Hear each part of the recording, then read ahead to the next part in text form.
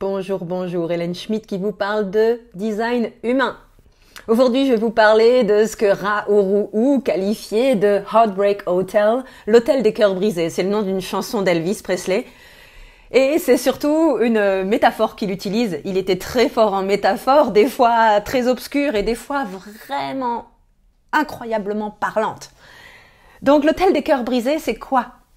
C'est le cumul de plusieurs centres non définis en design humain qui vous rendent particulièrement propice à vous retrouver dans des situations romantiques où vous allez plus ou moins vous casser les dents. Du moins avec l'expérience et l'observation du non-soi, on peut en sortir. Mais ça peut être un schéma que vous avez observé dans votre vie pendant des années. Cette combinaison magique, c'est le centre G non défini, l'ego ou également qualifié de cœur non défini et le plexus solaire non défini. Alors moi je rajouterais le fait que plexus solaire oui, mais potentiellement le centre sacré également vient jouer un rôle là-dedans. Je vous l'ai répété plus d'une fois, le design humain ce n'est pas des silos, c'est des choses interdépendantes. Et là je vous donne typiquement un exemple de comment une combinaison de plusieurs centres non définis peuvent vous rendre particulièrement vulnérable à certaines situations et également vous donner cette sagesse de vous observer, de dézoomer. En effet, le non-soi se cache un peu partout. Bien entendu que les centres ouverts vont être particulièrement le théâtre de vulnérabilité, on va dire au conditionnement et du coup des fonctionnements du non-soi. Le design humain nous donne tout un tas d'outils qui nous permettent d'observer cela en conscience et de déconditionner, déprogrammer cela. Et le non-soi va jamais partir. Tout l'enjeu du design humain, du moins l'un des enjeux de vivre en tant que soi-même, c'est d'apprendre à devenir passager de son véhicule. Le passager étant votre personnalité, ce qui est conscient. Donc c'est la conscience du passager.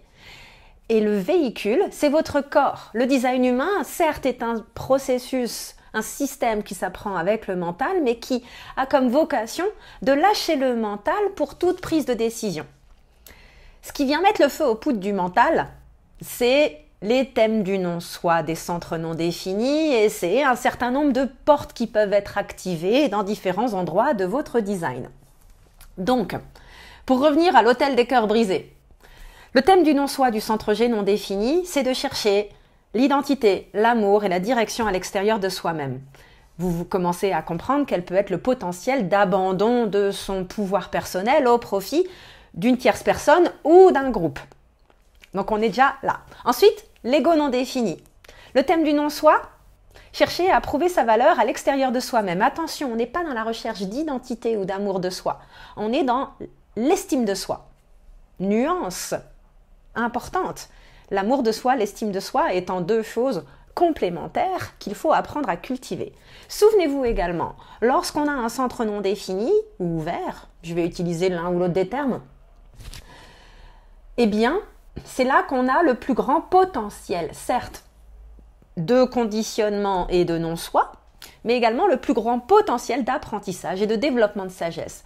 Ce qui veut dire que certes, vous avez un non-soi qui va s'enflammer facilement et vous avez aussi l'opportunité d'aller à l'école dans cette vie sur les thématiques de ces centres-là et d'apprendre ce que c'est l'estime de soi, d'apprendre ce que c'est l'amour de soi, d'apprendre ce que c'est le sens de soi, l'identité, tout en acceptant que vous n'avez rien de fiable et constant auquel vous raccrochez.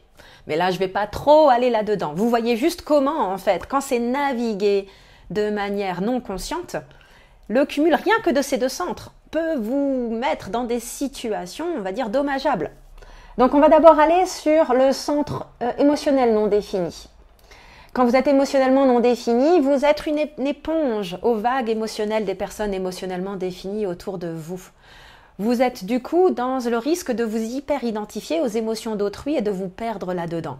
Ce qui peut revenir rajouter un potentiel de se perdre au passage.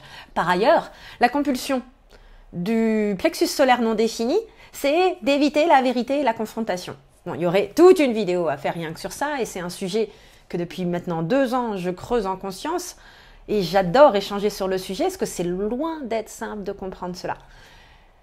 Et enfin, je vous parlais du sacral non défini, puis je vais faire un petit détour par le spleen. Sacral non défini, nous sommes 30% de la population concernés par cela, les projecteurs, les manifesteurs, les réflecteurs. Sacral non défini, thème du non-soi, de ne pas savoir quand assez est assez. Et c'est là que ça m'a fait penser également au spleen, thème du non-soi, de rester bien trop longtemps dans des relations, des situations, des jobs qui ne sont pas bons pour nous.